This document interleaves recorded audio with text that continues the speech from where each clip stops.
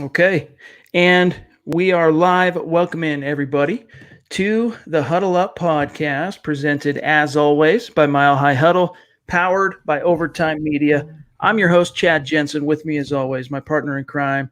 You know him, you love him. He is Zack Kelberman. Zack, as we watch the Kansas City Chiefs advance to the first Super Bowl in 50 years for them, and then watching the San Francisco 49ers as we speak, lambasting Aaron Rodgers and the Green Bay Packers, you just can't help but wonder what could have been if John Elway, in that fork in the road in which he ultimately decided, he interviewed three coaches in January 2017, ended up going, of course, with Vance Joseph over Kyle Shanahan. You got to wonder what could have been had he just connected the dots and arranged the stars, I think, of the way the football fates probably intended them. I said it to myself tonight while watching the game, Chad. How do you take Vance Joseph over this guy? You had a chance to have Kyle Shanahan and Wade Phillips on one coaching staff, and you get rid of both those guys and discard both of them to hire Vance Joseph. Just the way that things work out, I respect Kyle Shanahan a lot, what he's done with that team the last couple of years, turned a pretender into a Super Bowl caliber team that's going to be playing in the big game. So it's for the Broncos, though, you have Kyle Shanahan on one end, then you have the Chiefs making the first Super Bowl in 50 years. This cannot feel good for Elway and company, but we can only hope the Broncos will get back to the mountaintop fairly soon. You have to still wonder, though, not to make excuses for Elway, but without a bona fide quarterback, you saw what Shanahan could do without a bona fide quarterback, and that is, picking the top 5 2 years straight. I'm not making excuses for Elway, and I'm not trying to diminish the job that Kyle Shanahan has done, because he stacked block on top of block over those 2 years with the draft and free agency and was finally able to blow the doors down this year. There's a lot of pieces to that puzzle, but still, that first 2 years that he was in San Francisco, it showed that without a quarterback, you can only get so far, which is something we know, of course, to be true in the NFL. When he would have arrived in January of 2017, he would have had Paxton Lynch. He would have had Trevor Siemian. I do wonder if he would have been able to make a little lemonade with Paxton Lynch and salvage that first-round pick. But knowing what we know about Paxton, Zach, probably not. I mean, here's the thing about Shanahan. He turned Garoppolo into a handoff quarterback. It's all he does is hand the ball off, and he's still winning going to the big game by not really having a quarterback making plays. I said this before, and I haven't said it for a while, Chad, but it all comes down to coaching in the end. It really does. It's coaching. When you have Kyle Shanahan on that sideline, you have Robert Saleh as a defensive coordinator, you have a really good coaching staff. You turned a team that was a laughingstock a couple years ago into a Super Bowl appearance, into a possible champion, beating the Chiefs in a couple of weeks. So they have the coaching staff. We can only hope the Broncos made the right call finally, and Vic Fangio, he can probably get the Broncos back into that realm. It was kind of surreal seeing the Kansas City Chiefs finally advance to a Super Bowl after so many tries. You hate seeing the Chiefs. If you're a Broncos fan, you really hate seeing the Chiefs make it to the big dance. For Andy Reid, though, he's coached so long in the league as a head coach. He's not ever quite been able to get over the hump. He had one opportunity in the Super Bowl. What was that? 2004. The Philadelphia Eagles lost to the New England Patriots. But it'll be interesting to see if they can keep this, maniacal momentum that they have. I mean, it's mania heading into this Super Bowl. It's looking like it's going to be the Niners by a mile. And could end up being a game that sets up for some fireworks. I think it's going to be a really close, hard-fought game. I think the Niners defense has what it takes to hold down Mahomes, but Mahomes is so otherworldly, Chad, that he can overcome any scheme. He's scheme-resistant. So whoever I think has the last possession, whoever makes the most plays on both sides of the ball, not really great inside analysis there, but I think it's going to be a hard-fought game. Much better than last year's Super Bowl, Chad. I'm just happy for once. It's not the Patriots in the big game. Change it up a little bit, and one of these teams is going to be a deserving champion in a couple weeks. Guys, we have plenty of Bronco topics that we want to get to today, including what Pat Shurmur had to say in his first public remarks as Broncos OC. First, just a couple of quick matters of business. You guys, make sure you're following the show on Twitter at HuddleUpPod. That is simply the best way for you to keep your finger on the pulse of what's happening with this show in real time. And then if you haven't done so, when you get some time, head on over to Apple Podcasts, leave us a creative review. And if you like what Zach and I are doing, a 5-star rating. It's a great organic way to help support the show, and it enters you into our monthly drawing. You might get a hat, you might get some swag, a shirt, whatever it might be. We randomly select a couple of names out of the hat of those who reviewed the show in that previous calendar month, send them out some swag. So take care of that business. All right, Zach, Pat Shurmur, we wondered whether or not they were going to put him in front of the media with an open press conference. Ultimately, I mean, you never know. They could still choose to do it next week, but it doesn't feel like they're going to do that. But what they did do is they put Pat Shurmur in front of fans by way of Broncos TV. Phil Milani of Broncos TV grabbed him in a hallway at Dove Valley and was able to ask him 4 or 5 questions. But there were 2 revelations from that conversation that I wanted to get your take on. And then, of course, we want to find out what our great listeners and viewers in real time think on this as well. But we've wondered how much or why or what the Giants, I should say, evaluation was on Drew Lock last year. Because, of course, he ended up slipping to the second round. The Broncos traded up, grabbed him at pick 42. But going into that draft, he was viewed almost across the board by draftniks as a first-round caliber quarterback. Many draftniks viewed him as a top 10 caliber quarterback. So when the New York Giants went on the clock and ultimately selected Daniel Jones, it was, suffice to say, a bit of a surprise. Not just that it was Daniel Jones, but that it wasn't Locke and that it wasn't Dwayne Haskins, that Jones went before either of those 2 quarterbacks. He was asked, Shurmur, by Phil Milani, how much or did they scout Drew Lock in last year's draft? Let me quote this for you real quick. Here's Shurmur, quote, "We did. Obviously, we were in the market for a quarterback last year, and we had a very, very high opinion of Drew. We did a lot of work on him. We were very certain that he was going to have an outstanding career. He's got a bright future, and I'm really looking forward to being able to work with him," close quote. Zach, there's been apocryphal reports. It's hard to know exactly what's the truth on this. I'm keeping my ear low to the floor to try and get to the truth, but I'm thinking we probably never will get the full truth. But there's 2 different stories. One is that it was Gettleman that strong-armed it, that Shurmur wanted Locke, and Gettleman ended up being the final say as the GM, taking Jones. But there's also, I've heard more recently, that both Shurmur and Gettleman were on the same page with Jones being the pick there. But your thoughts on what he had to say about Locke? I mean, it's interesting. We'll never really know the truth, I believe. Like you said, Chad, it's going to be he said, she said, and the GM's going to have final say. But I'm sure as a quarterback whisperer, I'm sure someone who has obviously a lot of investment in the offense, he liked Drew Lock as a prospect. It might be an organizational decision, kind of like the Broncos trading up for Paxton Lynch a couple years ago. So, he likes who he likes, but I think it worked out in the end. He got to coach up Daniel Jones. He did a decent job with him, and he spun that into a job with the Broncos. And now he gets to coach the guy that, based on some reports, that he wanted all along. So for Shurmur, it works out. And I think for Locke, it worked out to get a bona fide quarterback coach. So all's well, ends well. Jeff, we're going to grab your super chat here in just 1 second. There was something else he said, Shurmur, about Drew Lock. Let me grab this here. When he was asked basically about what his offensive philosophies are, et cetera, he said, quote, "I think we've got to take a good look at the players that we have.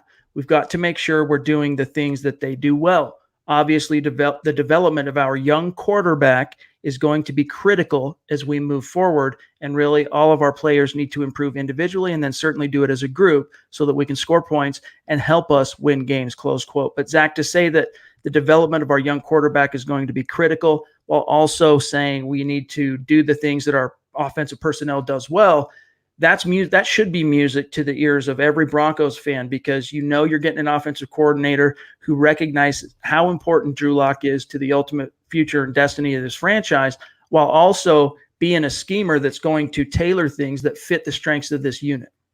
It's true, and that's the best case scenario, and that's kind of why I'm coming around on the Shurmur hire, Chad. You finally get a guy a little bit. I'm still want to see how he does in real time on the gridiron and practice, what have you, throughout the offseason. But it's part of the reason why I'm coming around on it, because you're getting a guy who has as much skin in the game as possible. You're not getting a bad retread. You're not getting a rookie up-and-comer. You're getting a guy who not only has experience and a well-rounded resume, you're getting a guy who wanted to coach Drew Lock and is getting his chance. And not only coaching Drew Lock now, but coaching him when the Broncos are taking a new step out, a new era, a new day for this franchise. They're turning a corner, and I think putting themselves back on the NFL map in terms of relevancy. So I like that in the sense that he finally gets his man, and I think it'll benefit the Broncos, hopefully, in the long run. I'm not sure what Jeff's speaking to here. This is the first I've heard of this really being a movement or anything within Broncos country. But thank you also, Jeff, for the $5 donation on Super Chat. We really appreciate you, brother. He says, can we put the myth to bed of Elway packaging Locke and some picks to Cincinnati for Joe Burrow? This just seems ludicrous. It is ludicrous. It's not going to happen. Drew Lock is the guy, for better or worse. Drew Lock is the guy going to 2020. I happen to think it's for better, Zach, but the idea of the Broncos selling out to try and go get Joe Burrow when they've already landed on Drew Lock, no, it's just not realistic.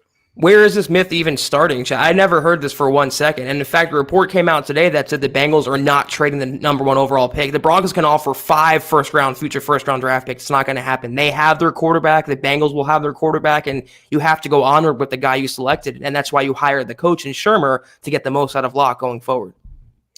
All right, we've got the comments coming in hot and heavy. And while we figure out what's next here, let me just talk about this one other thing Shurmur had to say. It was kind of interesting. I did a written report on this at milehighhuddle.com. You guys go check it out when you get a minute. But he talked about how much respect he has, Shurmur, for Vic Fangio, and how in the very recent past, he tried to make it so that they could, quote unquote, work together. Here's what he said, quote, well, I've got a very high opinion of Vic, obviously. When you're on the offensive side of the ball, guys that are hard to score against, guys that play great defense, guys that can stop the run, put pressure on the quarterback, all the things you admire about a defensive coordinator. And beyond that, I admire him as a coach and as a person. Zach, I tried to get it so that we could work together once before here recently, and it didn't happen. And fortunately, now it did happen, close quote. Now, if we go back before he joined the Denver Broncos, Zach, the most likely, there were 2 opportunities he might have had to join Pat Shurmur. The first, of course, was following his dismissal from the Jim Tomsula-led San Francisco 49ers in the spring of 2015. That was the last time he was truly a free agent, a coach who could seek any opportunity, no longer under contract. He ultimately signed with and was hired by the Chicago Bears under John Fox. The only record I can find, including the press releases, including all my research, the only other team he interviewed with that year were the Washington Redskins. Meanwhile, in 2015, Pat Shurmur was the offensive coordinator of Chip Kelly's Philadelphia Eagles, went on to become the interim head coach when they fired Kelly later on in that year. So I don't see that as being this time that Shurmur tried to make the 2, points connect. The only other thing I can think of, Zach, is when John Fox was fired at the end of the 2017 season, and in 2018, at the beginning of the year, when you had Matt Nagy come in, he kind of bucked convention and chose to keep the previous regime's defensive coordinator on. Vic Fangio stayed in Chicago, but at that same time is when Shurmur took the head coaching job for the New York Giants. And I have to wonder if maybe before Fangio ultimately accepted the offer to stay in Chicago under Nagy, if he might have been allowed to explore other options. And perhaps that's when Shurmur tried to get him to New York to be the defensive coordinator, and it later went to James Betcher, who became the DC there. Yeah, that very well could be it, Chad. I'm going to file this under what else is he going to say, though. I mean, this is just a guy, an assistant now talking up his new boss in Vic Fangio. And it just shows you how well-regarded, though, Fangio was around the league during his tenure in Chicago, during his tenure with the Niners. And dating back, he's a football lifer, and I'm sure Shurmur loves working under him now. And there's a mutual respect among the coaching ranks, and it's just it's a good relationship to have. At least he has a better understanding with Shurmur than he did with Scangarello, because that wasn't a very healthy marriage. All right, let's see what is on the minds of our great listeners here.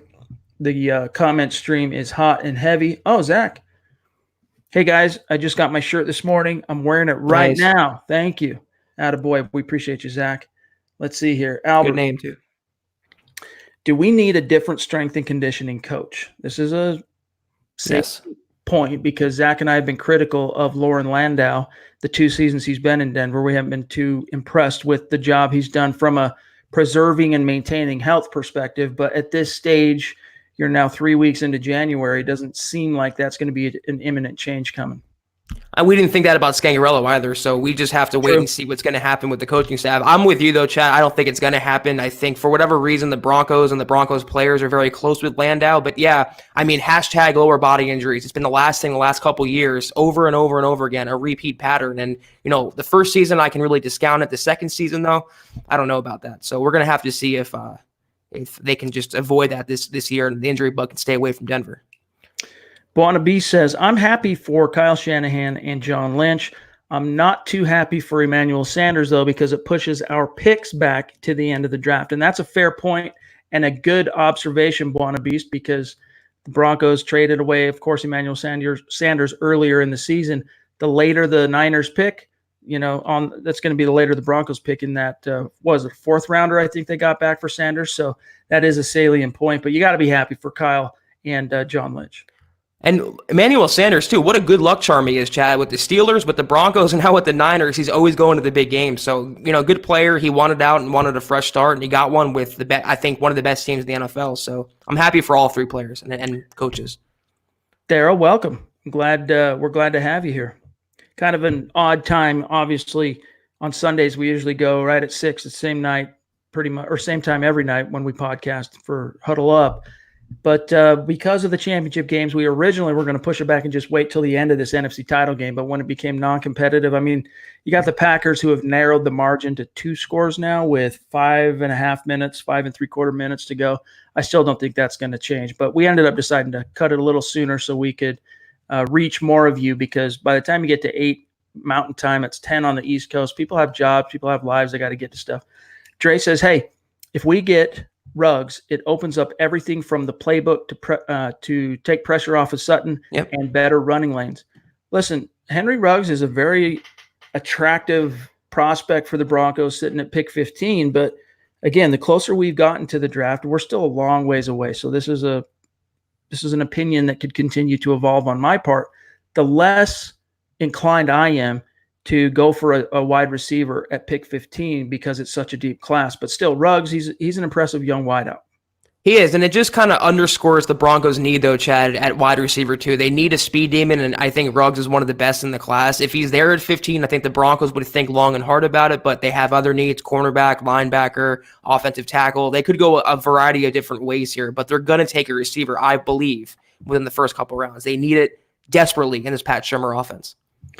What's your take on this philosophy? This is something that was kind of pioneered by Mile High Huddle's own Trevor Judge over the weekend, a tweet that kind of went viral on social media. Tony here says, if you want the Chiefs to win the Super Bowl, you aren't a real Broncos fan. The idea that if you're a real fan of the Broncos, Zach, you cannot root for a division rival to win it all. What's your take on that, generally speaking?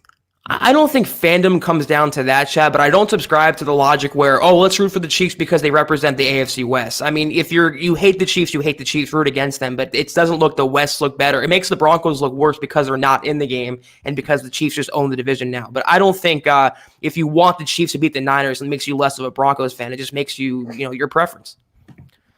This is a good question, Larry.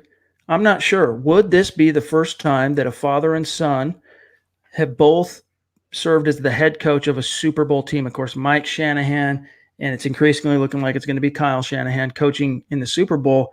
I'm not sure on that, Zach. Off the top of my head, I'm trying to think. It very well could be, but I'm not positive on that. I'd have to give that some thought. I mean, my first thought was Bum and Wade Phillips, but Wade was never a coach of a Super Bowl team. He was just a head coach, but he wasn't a Super Bowl coach. But that was the only thought I had. That's true. And Bum, to my knowledge, Bum never got to the Super Bowl with the Houston Oilers, but I could be. I'm not 100% up to speed on the entirety of Bum Phillips' coaching resume, though I did read Son of Bum, Wade Phillips' book, which is a phenomenal read that I recommend to each and every Broncos fan out there, because it chronicles that 2015 season, also tells the backstory of the Phillips family, Son of Bum, Wade himself, Bum, and it's definitely worth a read. Josh jumps in, $2 donation on Super Chat. He says, it's also a Kyle Shanahan revenge game after 28-3. The too Super soon. Bowl, right? Way Super Bowl. too soon. But it's not the Patriots, so could it really be revenge? I think though, it's got to be in his mind, Chad. That's a historic loss. He had egg on his face for a couple seasons after that. He wants to get back to the big dance, and I think he wants to conquer that demon, and I think he will. I think he had a really good chance, and I think that's still in the back of his mind, even though it's not the Patriots. Cobra Commander brings up an interesting point. He says, I just don't want to see the Chiefs win. I don't know what's worse, though, watching the Pats win or the Chiefs. Me personally, as just a fan of football, listen, we've got our allegiances to the Denver Broncos. That is what it is. But as a fan of football, Zach, I'm kind of just happy that it's any other team than the Patriots at this stage. It's time for new blood to permeate the NFL. And not just that, two of the best coaching staffs in the NFL, two of the best quarterbacks, the young quarterbacks in the NFL. I mean, it's just exciting for an NFL fan to watch. That's what I'm saying. It doesn't make you any less of a Broncos fan if you're excited to see the Chiefs play the Niners in the Super Bowl. You're just a fan of football, and that's going to be a really good game a couple Sundays from now. Manny Wise on YouTube says, I do not believe that the coaching decision was made by Elway, especially since the following offseason, he wanted to fire Vance Joseph and bring in Mike Shanahan. That decision has Ellis written all over it. Manny, I hate to contradict you, but listen, John Elway at that point still had a lot of cachet with regard to Joe Ellis. Yep. He was just coming on. He was 2 years removed from winning the Super Bowl. Gary Kubiak stepped down. He wasn't fired. I mean, Gary Kubiak led the Broncos to a 9-7 finish the year after the Super Bowl with freaking Trevor Siemian at quarterback. Mm-hmm. The future was looking good. All Elway's moves were looking good at that point, with the exception of maybe the Paxton Lynch pick. But even then, Joe Ellis had no idea what the future would hold in terms of the magnitude of a bust that Paxton Lynch would turn out to be. I think he had pretty much autonomy, Elway did, to make those coaching decisions in the spring, in January, I should say, of 2017. It was on him to choose Vance Joseph over Kyle Shanahan. And Zach, when he was going through the hiring process with Vic Fangio, after that hire was made, he talked about how during that coaching cycle, he ended up interviewing 5 candidates for the head coaching job this last time around. And he really wanted to take his time. And the biggest thing, Zach, and this is what permeated his view of it in 2017, he didn't want to go into these interviews with preconceived notions like he did with Vance Joseph. The Broncos wanted Vance Joseph, Elway, I should say, wanted Vance Joseph as early as 2015 when Gary Kubiak was hired. They tried to hire VJ to be the defensive coordinator before Wade Phillips, and Cincinnati blocked it. So he had that in his head. You want to call it a preconceived notion, whatever. He already had an extremely high opinion of Vance Joseph, and I think, Zach, he regrets allowing that to color his decision-making, because it allowed one of the best young coaches in the league to, and an offensive one to boot, slip away. Chad, that's a great point, and I think that proves in itself that it was Elway's call to hire Vance Joseph. And like you said, he consolidated a lot of power back then. He was still the egotastic Elway that we come to brand him as. Maybe not the last couple of seasons he's taken a look in the mirror, but back then that was his call. Ellis, even though his title was above him, he pretty much worked underneath him. Elway ran that ship, and to an extent, he still does. I believe there's theories out there as to why he hired Vance over Kyle Shanahan. He was still mad about Mike Shanahan, this and that, but that was 100%, I believe, Elway's call, and he fell in love with Vance Joseph and thought he was the best man for the job, and obviously we know now that he wasn't. Amen to that. Amen to that. John Elway still has a lot of respect for Vance Joseph, thinks he's a good man, but obviously was way in over his head. Now, Spicy Mike wants to know on YouTube, would you rather draft Laviska Shenault, the Colorado wideout, or Henry Ruggs III from Alabama? Zach, if push came to shove, which one do you like better? I mean, as prospects, I like Ruggs better, but I think if you can wait or trade down into the first round and get Shenault, I would do that. Or I wouldn't trade up for Ruggs. Like you mentioned, it's a very deep wide receiver class, but I believe as prospects, Ruggs fits this offense better. I believe he's quicker. He's in and out of his breaks faster. I think he would mesh with the Shurmur offense and a quarterback like Locke immediately, as to where Shenault has some injury concerns, and I think he would take a little longer to adapt to this offense in the NFL game. So come down to it, I wouldn't mind either, but I'm taking Ruggs. Agreed. And if it does come down to or end up being Shenault, I'm going to be stoked, because he's one of those receivers that can really open things up in terms of not necessarily the straight line speed that a Ruggs has, but you can use him in the screen game. He's a guy that can take a curl or a slant, break one tackle, and to the house. His open field ability with the ball in his hands is phenomenal. Yep, that's right, Christy. I've got my trusty Red Bull, sugar-free, good to go. All right, let's see what else we got here. from Jerry. The mindset of truly following through with playing to players' strengths is something to get excited about. Daniel Jones was made to look pretty good that way starting the season. Daniel Jones definitely had his rookie moments, Zach, with Shurmur and Mike Shula. However, and I think the biggest thing was he was a little careless with the ball. 24 touchdown passes, which is phenomenal, 12 interceptions, and that doesn't, of course, speak to all of his strips and the fumbles. And, he just put the ball on the ground too many times. But you expect a lot of that from a rookie quarterback. But ultimately, it was a clinic on how to, they went into that with a first-round top 10 quarterback, but they started that season with Eli being the guy. And then they had to shift once they went to Daniel Jones mid-season, not exactly mid-season, but during the season, and tailor the offense to his strengths. And you can't exactly say that it panned out for Shurmur because he ended up in the unemployment line. The Giants did not win many ball games, but Daniel Jones certainly looked good, and that offense at times was very good. He was, and I don't really look at his stats too much, Chad, because a lot of that came in garbage time with the Giants blowing a lot of games, losing a lot of games last year. But, his development, I think as a passer, he got better. He was still a raw prospect coming out of college. And I believe under Shurmur's tutelage, he blossomed as a quarterback, and that's what you want to see, and that's what I'm taking into the Broncos with Drew Lock, the development on a game-by-game, series-by-series basis. They're both raw signal callers, and if he has success with him, he has success all in his stops. Everywhere he's been, Chad, everywhere he's coached, Pat Shurmur's had success with quarterbacks. Not necessarily coaching or play calling, but quarterbacks. So if he can take that to Denver, I'm all for that move. Stu jumps in, one of our Super Chat superstars, with a $10 donation on Super Chat. Show him the love each and every pod like he does, Stu. We appreciate you so much, Doc. Thank you. It means a ton. Chris wants to know, do you think adding a guy like DT in free agency is a wise move? I'm assuming you mean, of course, Demaryius Thomas. He wouldn't cost a lot, and everyone outside of Sutton was inconsistent. We could still draft a wideout, as Shurmur likes to use 3 consistently. He would also, DT, provide great veteran leadership. Your take for Chris? No. Straight up, no. It's not going to happen. I think those bridges were burned, Chad. Same as Emmanuel Sanders. He's not coming back to Denver, and I think he needs to retire. I mean, right after his departure from the Broncos, he tore his Achilles, and he was in that car accident. He's just meant, I think, to hang it up and move on to the next stage of his life. So not coming back to Denver. I wish DT well. He had his time with the Broncos, but like all good things, it came to an end. James says, Buana B said he's going to donate $100 in my name to pay the bills and get me some of that sweet, sweet swag. Hey, dude, you know what? We have some it's going to be literally next week sometime. We've been talking about it, and some of you are going, yeah, right, we'll believe it when we see it, because we have been talking about it for a long time. But next week, we will have an online merch store for the Huddle Up podcast to unveil for you guys.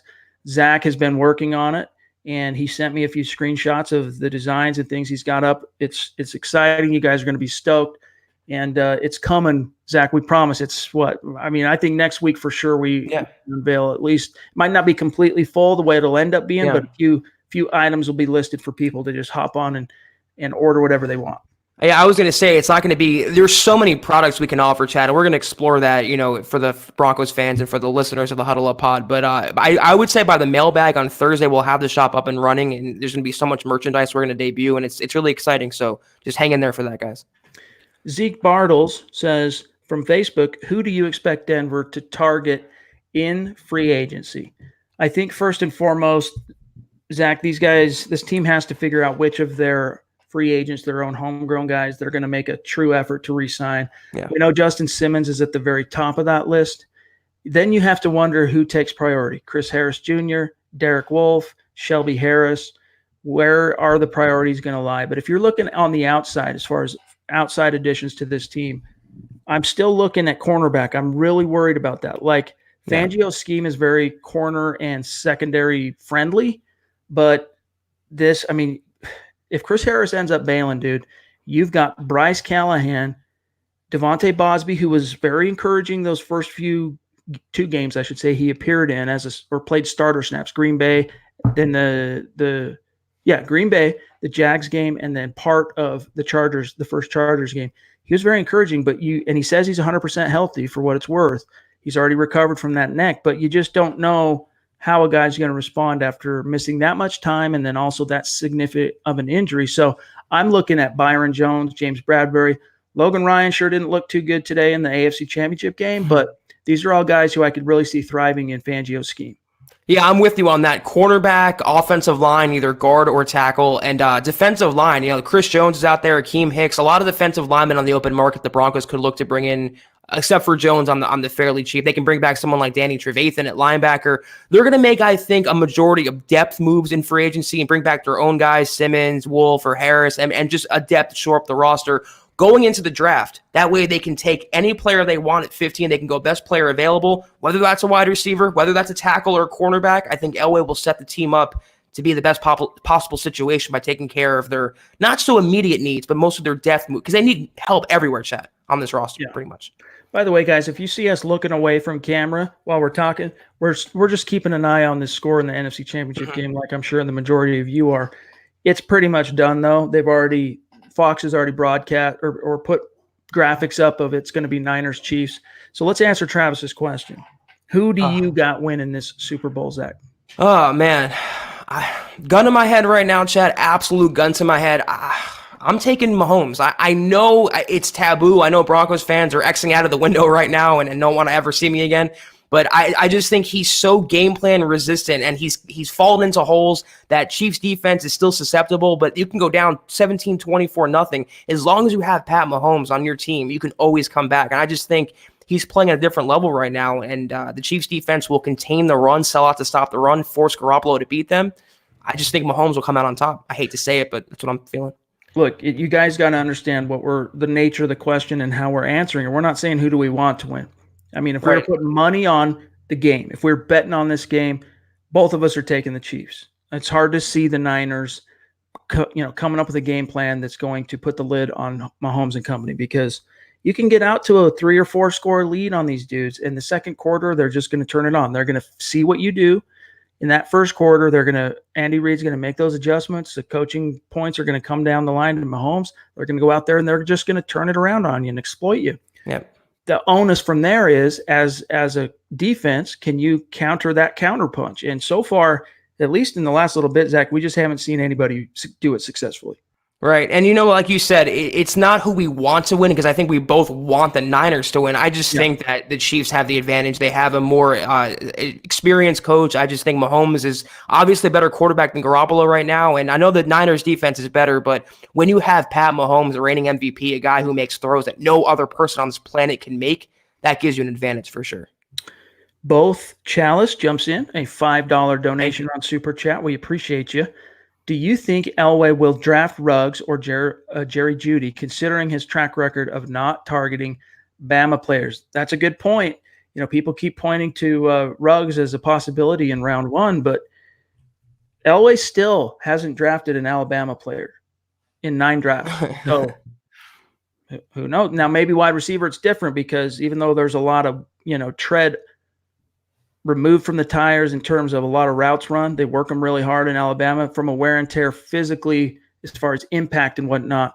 It's nowhere near as bad for Alabama wide receivers, Zach, as it would be for trenchmen, linebackers, and running backs. I just remember when the Broncos signed Cyrus Kouandjio, we were all celebrating that Elway finally picked up an Alabama prospect. That's my boy, by the way. Yeah, that was your man back then. Yeah. Jeudy, he's a good player, but I don't think it's going to even be an option for the Broncos. I'm not going to trade up for him. I don't think he's going to fall to 15. Good wide receiver, but at 15, without giving up more draft picks or capital, I'm good with Shenault or Henry Ruggs, Chad. Ariel jumps in, $5 donation on Super Chat. Guys, I love the pod. I'm a hardcore Broncos fan from the Bay Area, and I just cannot wait to do what the Niners are doing. Next year, yes, go Broncos. Hey, you can't rule anything out, but when you have a young, talented, traits-oriented quarterback like Drew Lock, and you've been stacking wood on the fire through the desert, basically, of being a sub-500 NFL team for the last 3 seasons. Let's face it, Zach, the 2018 and 2019 draft classes, both of them were home runs. You don't love exactly the way the free agent class turned out for Denver last year. However, by virtue of those 2 draft classes and the idea that you're expecting Drew Lock especially to take a leap forward in year 2 under Pat Shurmur, add in whatever they end up doing in free agency this year in the draft, yeah, I can see. I mean, I don't want Ariel to get too far out over your skis, but I can really see this team coming out and surprising people and being one of those, worst to first type of teams, not necessarily predicting them, win the AFC West, but that type of a trajectory in 2020. I mean, look what the Niners did, though. Their blueprint. They built from within. They drafted well. They have their quarterback of the future, and they have good coaching. The Broncos have drafted well. They should have their quarterback of the future, and they should have a good coaching staff with Fangio now. So based on that, you can maybe make a carbon copy of the Niners in a couple years, but this is all a product, like you mentioned, Chad, of the Niners having top 5 pick after top 5 pick and devoting those into the defensive line, into the trenches. And once you do that, you win from inside out. That's why they're dominating on defense right now, and that's why they made Garoppolo just a guy who's handing the ball off. He's $100 and whatever $1 million quarterback who barely throws the ball because they don't have to. They can run, they can win up front, they can win on defense, and the Broncos want to play that kind of smash mouth system and attack. They can win some ball games next year, but I wouldn't say they're going to be in the Super Bowl, but they can maybe just start to win some games like San Francisco has this season. Jacob Smith brings up a point here. He says the NFC title game is the who should have been the Broncos head coach bowl, sad face. And then he follows that up with Matt LaFleur or Kyle Shanahan should be coaching the Broncos. Hindsight is 2020. And I am warming to Fangio after the adversity he endured, and the team fights for him. The future is bright. Yeah, I mean, either one of those guys could have been an option way back. I don't think there was quite enough body of work on Matt LaFleur when the Broncos were hiring in 2017, but the point is still there. I mean, he could have been the hire. So, yeah, I mean, it's very much that type of a game here. Let's see. We got time for a couple more. Let's grab these super chats. Let's see. Duke.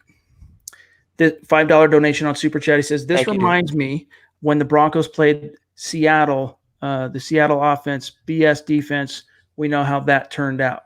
Are you talking, Duke? Are you talking about what the Super Bowl is going to be or this NFC Championship game? But, yeah, I mean, that Super Bowl 48 was brutal. You had the number one offense of all time going up against one of the top, no matter what you think of them, at least a top 10 defense of all time in the Legion of Boom. Unstoppable force.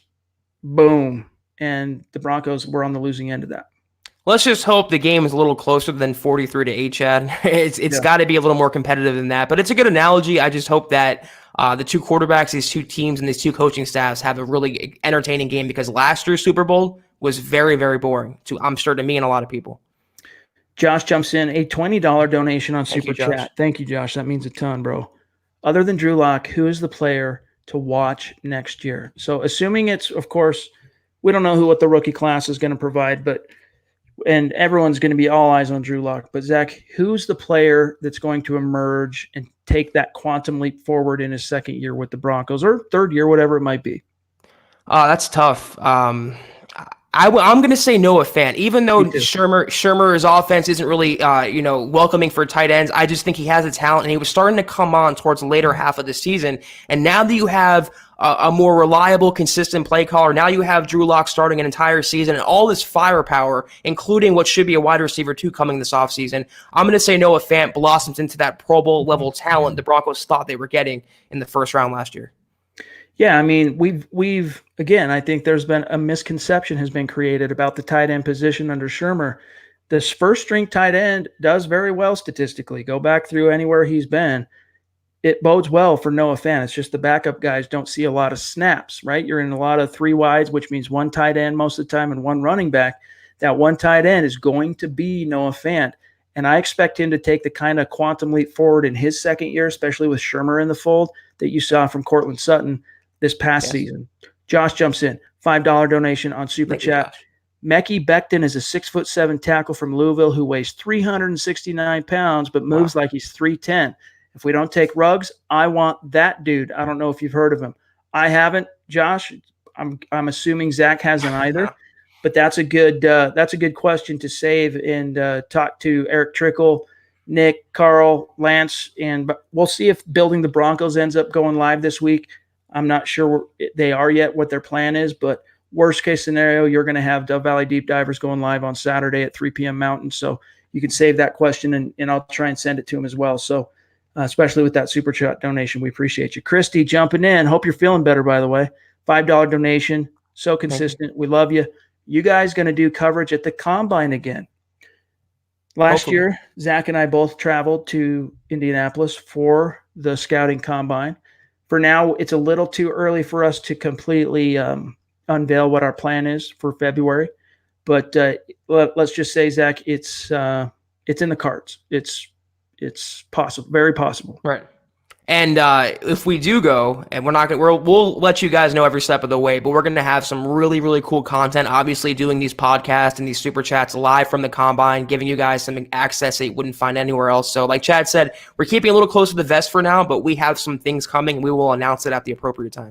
Yeah, and if we do go, you guys are coming with us. You're going to be in our pocket, our phone, just like you are now. Everything we do, you're going to have access to that. So it's going to be fun. Xavier jumps in with a $5 donation. If we go defense at pick 15, who would you like to see? What do you think about trading back into late round 1 for a receiver like Higgins or Shenault? All right, let me start with the first one. The dream scenario for me at pick 15 would be Jeffrey Okudah. It's not going to happen. He's going to be long gone. The next would be Isaiah Simmons. Not going to happen. He's going to be long gone. Yeah. From there, it starts getting into a back and forth for me.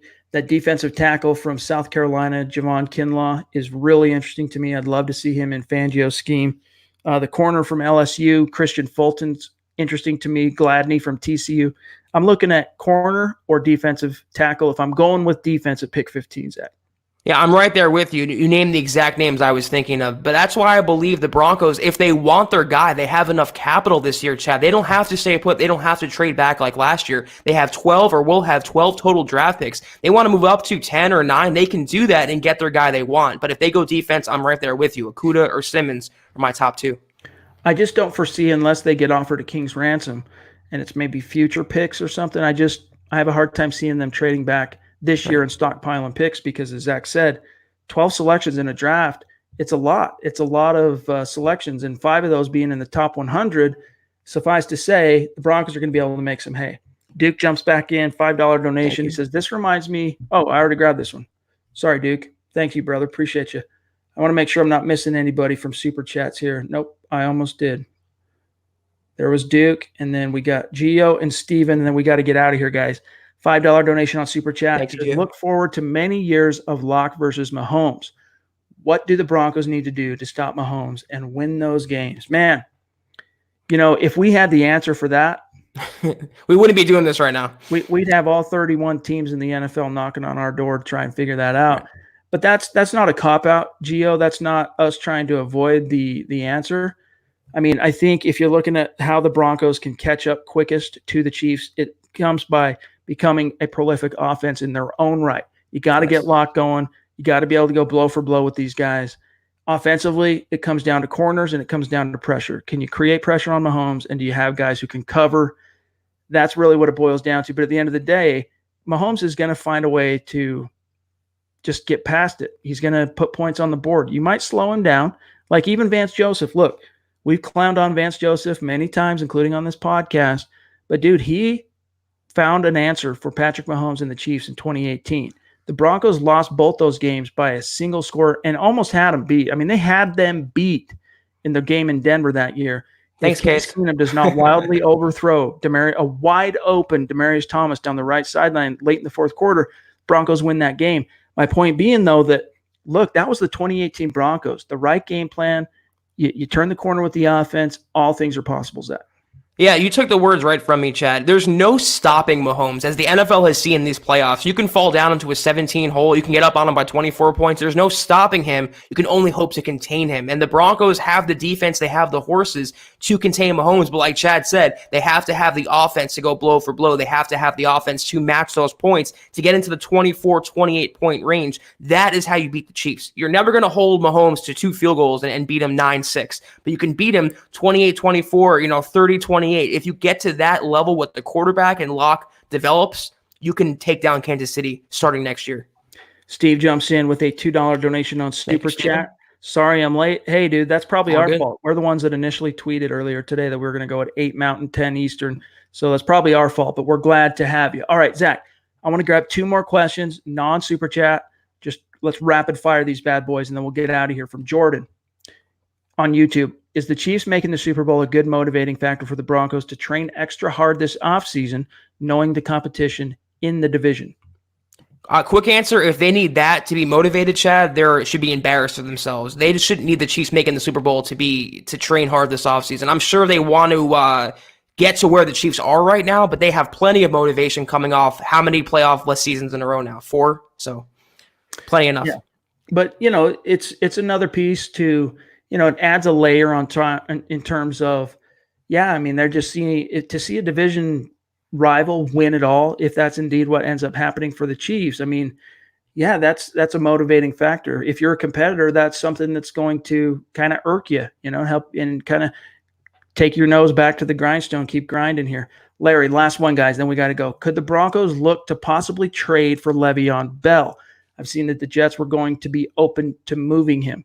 Now that's we've talked a lot about, we've heard a lot about, especially on Building the Broncos and Dove Valley Deep Divers, about how the Pat Shurmur offense demands a well-rounded back who can not only catch the ball with his hands, but split out wide, run routes, a reliable receiver out of the backfield, as much as a dynamic runner of the football between and outside the tackles.